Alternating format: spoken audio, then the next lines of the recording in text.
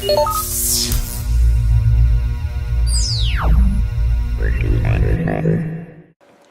welcome to Geeky Faucets. I'm Amy Dale. And I'm Christine Lucasavage. And this is episode 42, and we're sticking with our series which we started last week, which we dubbed Big Names, Small Beginnings.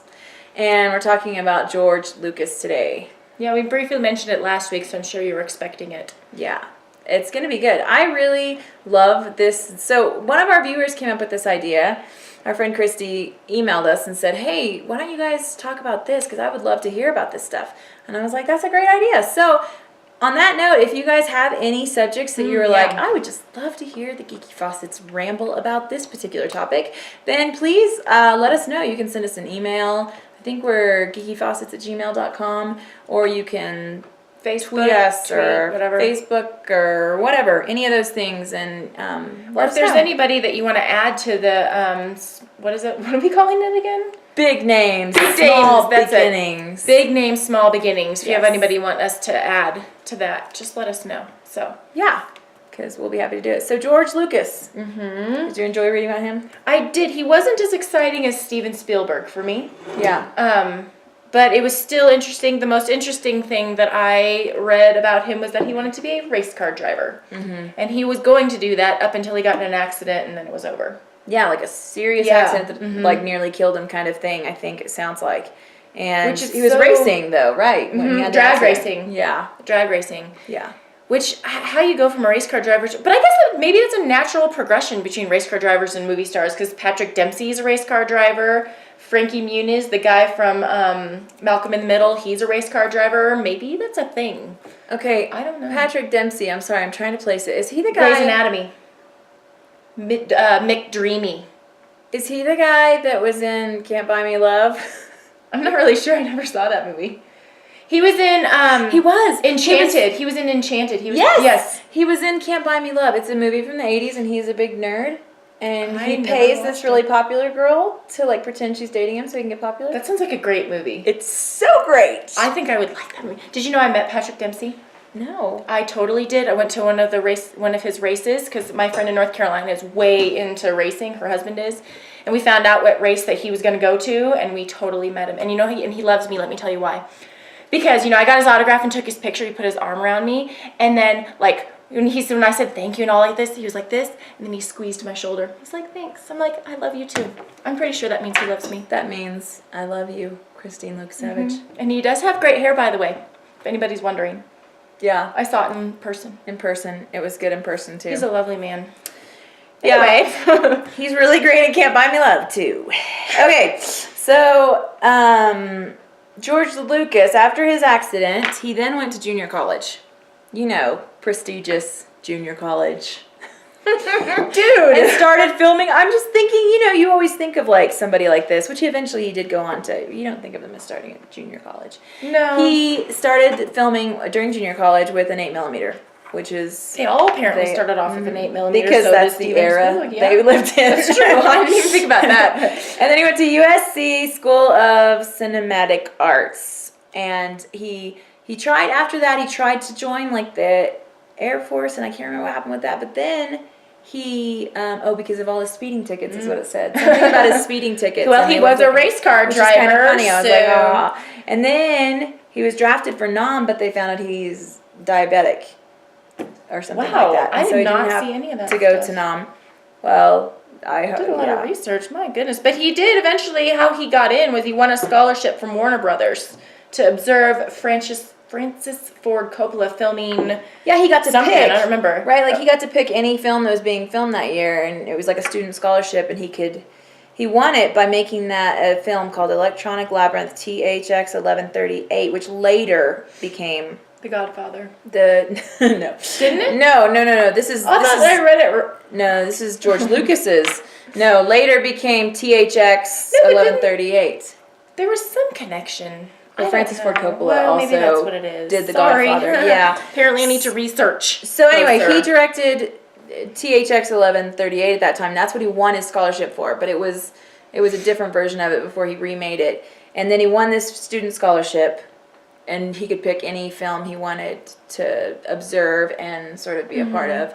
And so he chose Finian's Rainbow, just because Francis Ford Coppola was directing it, and he had a lot of admiration for him from film school. Well, that was the right choice to make. I'm just saying, because I know. he's kind of good at what he does. and that's when they became friends. Yeah. Yeah, So- and then he made like 9 short films in the 60s, and in the 70s he released THX 1138, which have you ever seen? I never even heard of it. I thought it was seen it. the It's sci-fi. sound thing, because THX Yes. is the sound He thing. then went on to do that later, and then Lucas, whatever you call it, sound. Yeah, okay, and then American Graffiti, which is like semi-biographical. And But then that also gives him the best soundtrack ever, in case you're wondering. Never heard it. Oh my gosh, it's so good. I have the record. I have like the 2 records. It's really good. If you like oldies, it's an awesome soundtrack. And then from that came Star Wars, yes. the big one. Because didn't he get, that's where he got some of his, oh, never mind. I don't know what I'm saying. Okay, so no, what I was going to say about Star Wars, the other day I liked the Star Wars page or whatever on Facebook, and the other day I was looking at it and it said, this day in history, George Lucas started writing the screenplay for Star Wars after dropping his kids off for school. And it was like this weird moment for me where I was like, he dropped his kids off at school and then started writing Star Wars.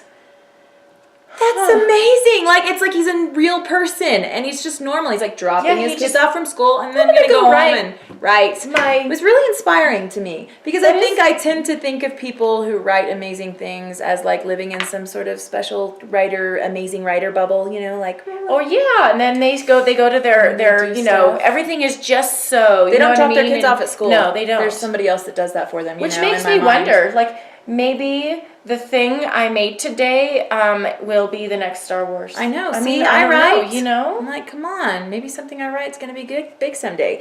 But, you know, then there's that chance that it won't. But that's okay. That's so cool. Because I just dropped all my kids off at school this morning. I know. And, you know, the thing, like, it's like when I read about Stephen King and, like, when he was writing Carrie, he was, like, really, really poor, teaching English and writing Carrie while he's at home. And he threw it in the trash. His wife dug it out and said, this is really good, you should finish it.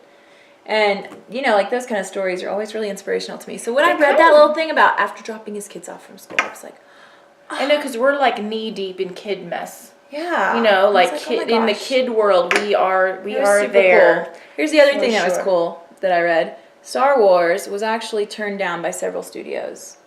Is what I bet they're kicking themselves. And what he said was, okay, fine, you don't have to pay me my directorial salary. I'll just take 40% of the box office proceeds. Well, we all know how that worked out for him. Worked out really well. And then came 20 million sequels after that. So yeah, let's just pretend. Which Return of the Jedi is still my favorite. Mm-hmm.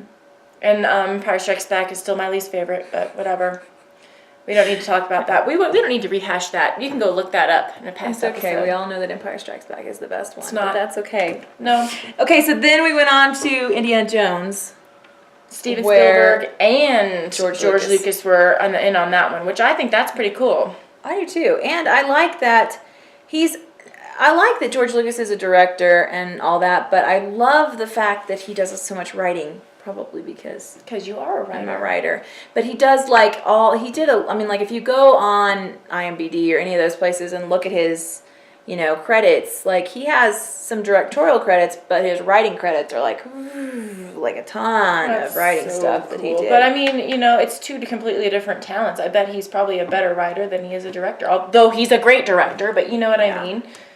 Yeah. I wish that, writing is really cool, but directing is like just always seems so glamorous and cool. It's just the whole bossing people around. It would just be really, I don't have the vision. Stressful. It seems like it'd be stressful too, because there's so much on you. Yeah, I just don't have the vision to be a director, because you have to be able to film this scene here that has nothing to do with maybe the next scene that you're filming, and then in the end you got to splice all the scenes you filmed, because when they film, they don't do it in order. I know, I never understood how they can do that, because I've been like in plays and stuff, and it's like the emotional content builds, and then when you get to that climactic scene, you've had like all this context beforehand where then the emotion makes sense, but like when they film out of order, I don't understand how the actors or the director does it. I mean, the director really has to be the one to be like, okay, you need to be more emotional in this scene, because he's the one who can see, like, this is how I want it to build, this is where I want it to be. Which I can't think that way. I'm like, and even as an actor, like, how do you go in and be like, okay, my I don't know, my grandma died today and I have to be completely distraught and then have like, And maybe I this don't is know. the first time you've met the actor you're working with, you know, this is the Right? first thing you've done with them, and you're like, hey, You're like, how's it going? so This I'm is- about to cry all over you. Yeah. You know?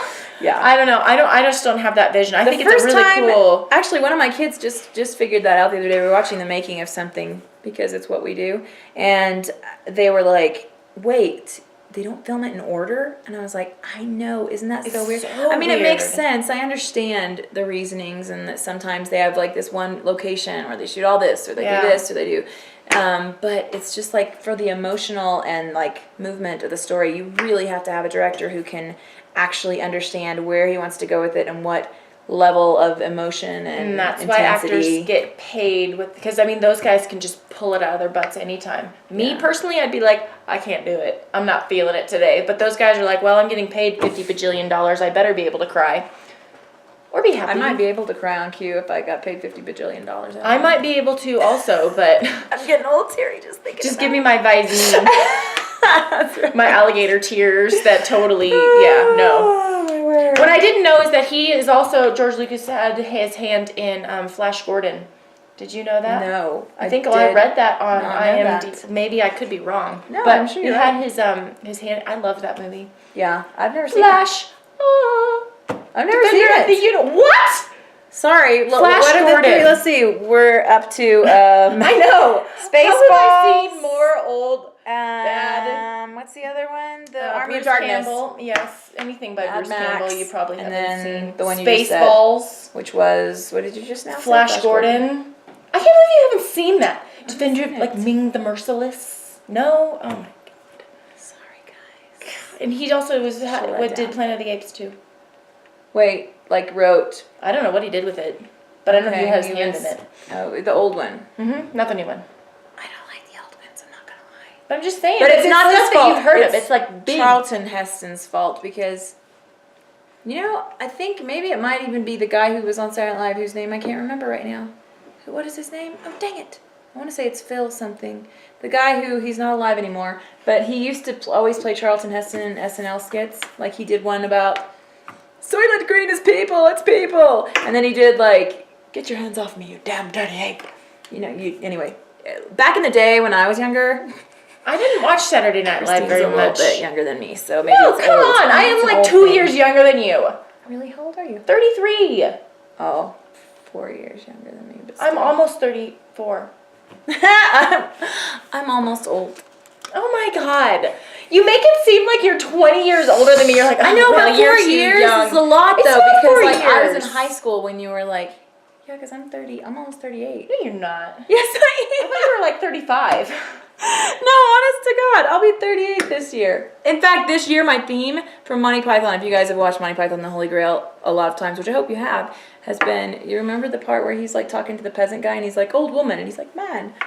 And then he's like, and I'm not old, I'm 37. I'm not old. So I've been like, I'm 37, I'm not old. Yeah. I totally thought you were 35. No, it's 4 years, which is quite a big difference though when you're looking at pop culture that you You encounter. still make when it you're sound like I'm this like young kid fresh off the, you know, I'm just high school saying, like, graduation. I think Lord you should Almighty. know everything that I know during that same time period. But then I'm like, oh wait, because when I was a freshman, she was like in, you know, elementary school or whatever. Anyways, let's move on. I have to use my age for good if I can. Okay, I have to make it a positive. If at any moment I can make that into like something that's good for me, I'm gonna do that. So there you go. Okay, so there's George Lucas for you. He's a pretty cool guy. Check out the soundtrack to American Graffiti. You won't regret it unless you hate oldies, and then don't do it. And yeah, go watch Indiana Jones again and Star Wars because those are great films. And then you'll be like, wow. Do you know my neighbor has a authentic, like, original Indiana Jones movie poster hanging in her basement? It's pretty awesome. That is pretty awesome. Yeah, shout out to you. I have neighbor. an authentic Silver Linings poster. Good for you. Oh wait, that movie just came out last But it's year. not Indiana Jones, but I'm It's just not saying. Indiana Jones. Anyway. Yeah. So thanks guys for joining us, and we will most likely continue this series, but we shall see. It is to be determined.